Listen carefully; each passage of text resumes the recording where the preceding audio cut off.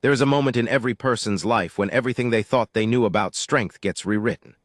For Princess Catherine, that moment came not in front of cameras or cheering crowds, but in the quiet sterility of a hospital room, with a diagnosis she never expected and a road ahead that no royal title could make easier.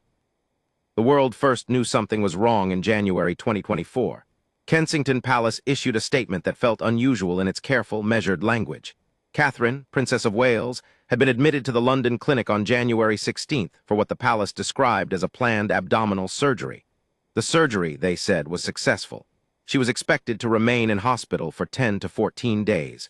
She was unlikely to return to public duties until after Easter. The statement was polite, factual, and said almost nothing at all. For people who followed the royal family closely, the announcement landed with a quiet thud. Catherine was 42 years old, one of the most visible women in the world, a mother of 3 young children, and suddenly, without warning, she had disappeared from public view. The palace assured everyone that her medical information was private and that she hoped the public would respect her need for normalcy, especially for the sake of George, Charlotte, and Louis. And so the silence began. Prince William quietly stepped back from his public schedule. He reduced his engagements, rearranged his diary, and said very little about why. The message from Kensington Palace was that he wanted to be by his wife's side during her recovery, which made complete sense, and yet something about the whole picture felt incomplete. Catherine was discharged from the London clinic on January 29th, 2 weeks after the surgery. She returned to their home in Windsor to continue recovering.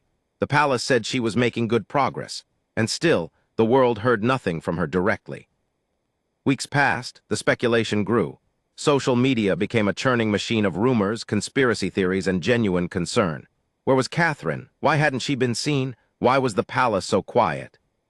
The questions multiplied faster than any official statement could answer them, and the silence from Kensington Palace, while understandable, only seemed to deepen the mystery. It was not the royal family's finest moment in terms of public communication, but what was happening behind those closed doors was far more complicated and far more heartbreaking than anyone on the outside truly understood.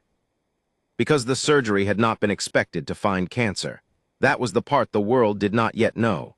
At the time Catherine went under the knife, the procedure was not believed to be related to cancer. She went in for abdominal surgery and expected to come home recovering from something manageable. But post-operative tests changed everything. After the surgery, the results came back, and the results contained a word that changes every life it touches. Cancer had been found.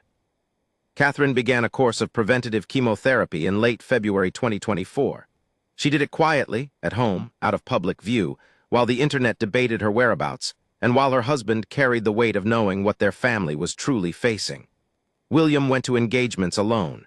He smiled for cameras while his wife was receiving treatment in private. He attended events and gave speeches while at home. The mother of his children was going through something that no amount of preparation could make easier.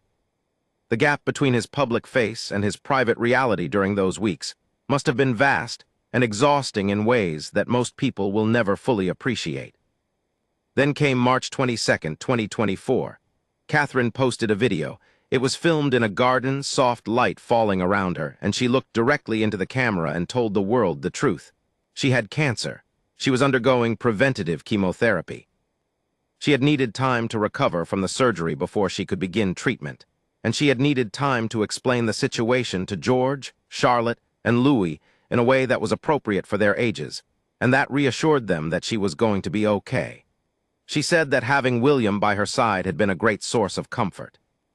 She said that everyone's kindness had been truly humbling, and then she asked for space and privacy as she continued her treatment. The response from the public was unlike almost anything the royal family had experienced in recent memory. People who had never given much thought to the Princess of Wales suddenly found themselves genuinely moved. There was something about the quietness of her delivery, the lack of performance in her voice, the obvious effort it took for her to be there speaking those words, that broke through the usual distance people feel toward royalty. She was not a princess in that moment.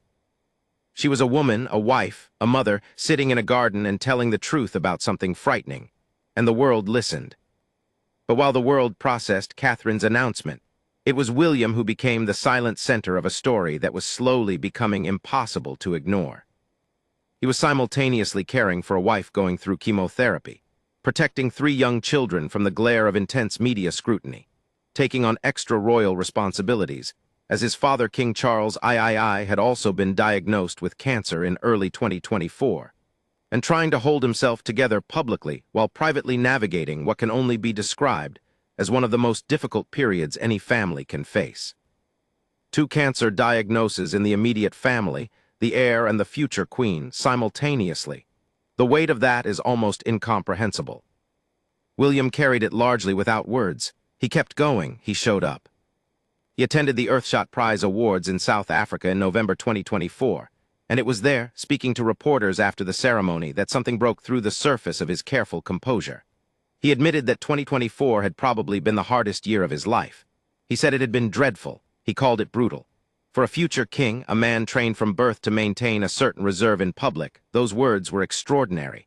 They were not the words of a royal spokesman. They were the words of a husband and a son who had been running on adrenaline and love for nearly a year, and who finally said out loud what everyone around him already knew. He said he was proud of Catherine, proud of his father. He said they had both handled everything with a dignity and a strength that moved him deeply. But from a personal family point of view, he said, it had been brutal. And in that one word, spoken quietly at the end of a long and difficult year, the whole picture came into focus. This was not a prince performing grief for public consumption. This was a man who had carried something enormous and had simply, honestly, run out of ways to pretend otherwise. Catherine, meanwhile, was fighting. Through the spring and summer of 2024, she remained largely out of public view, but there were small signs of her presence. In June, she made her first public appearance since her surgery, walking alongside the royal family at the Trooping the Color ceremony. She wore pale blue. She smiled. She held herself with the kind of composure that people who have been through serious illness sometimes develop, a quieter, more deliberate version of the ease they once carried naturally. The crowd that day was warm and generous, and Catherine's presence visibly moved many of the people watching. She had not disappeared. She was still there. She was still fighting. September brought a turning point. Catherine released another video, this time filmed in Norfolk during the summer, warm light in her hair, a voice that was steady but still careful. She said that she had completed her course of chemotherapy. She said that the last 9 months had been incredibly tough for her family. She said that life as you know it can change in an instant, and that they had had to find a way to navigate stormy waters on a road unknown. She called the support she and William had received a source of great strength. And she told those who were still on their own cancer journeys that she remained with them, side by side, hand in hand. Out of darkness, she said, can come light. Let that light shine bright. Those were not the words of someone who had merely endured. They were the words of someone who had gone to a genuinely dark place and come back changed, shaped by something that most people spend their lives hoping never to experience. The response to the video was extraordinary. People who had never cried over royal news found themselves sitting with something real and unexpected. Because Catherine was speaking from a place that transcended her title completely. She was speaking as a human being who had looked at mortality and decided to meet it with honesty. Then came January 14th, 2025, and the announcement that the world had been quietly hoping for. Catherine posted a message on the Kensington Palace social media accounts, confirming what her medical team had assessed. She was in remission. She wrote that it was a relief to now be in remission and that she remained focused on recovery. She returned that same day to the Royal Marsden Hospital, the London facility where she had received her treatment, not as a patient but as a visitor. She walked the wards. She spoke to patients who were still in the middle of their own journeys. She became a joint patron of the hospital, along with William. She told one patient that chemotherapy had been really tough.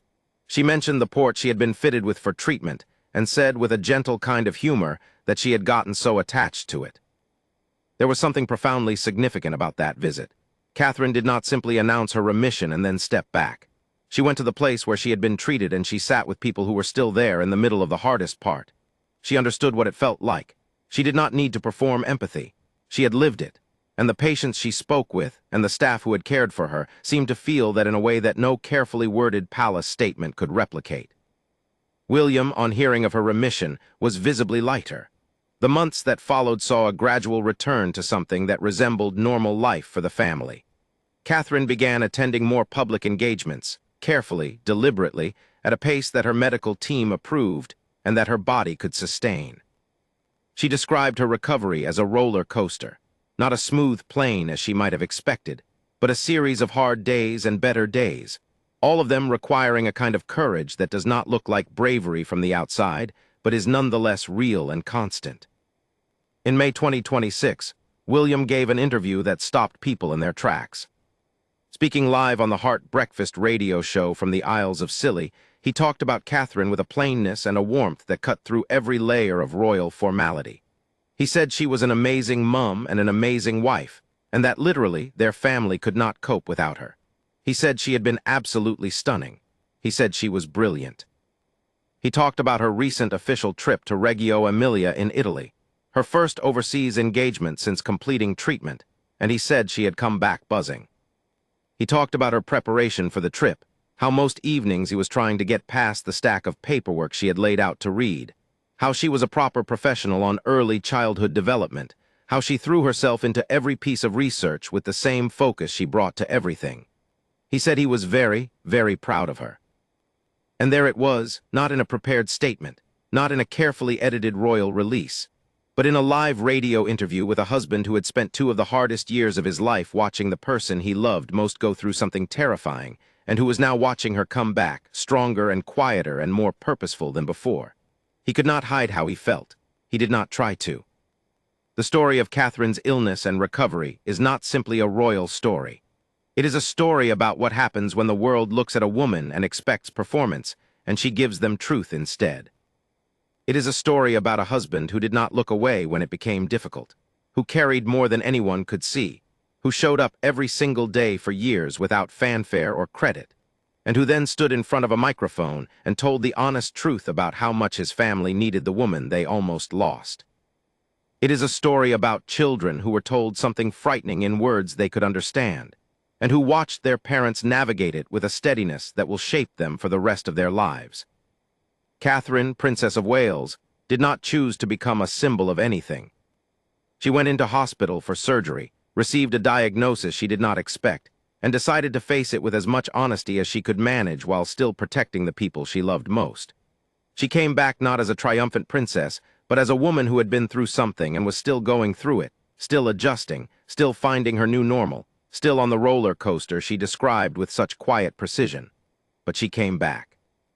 And the world, which had watched and worried and wondered all through those long, silent months, found that watching her come back was one of the most genuinely moving things it had witnessed in years. Some stories do not need embellishment. Some stories are simply true, and true is enough and more than enough and everything.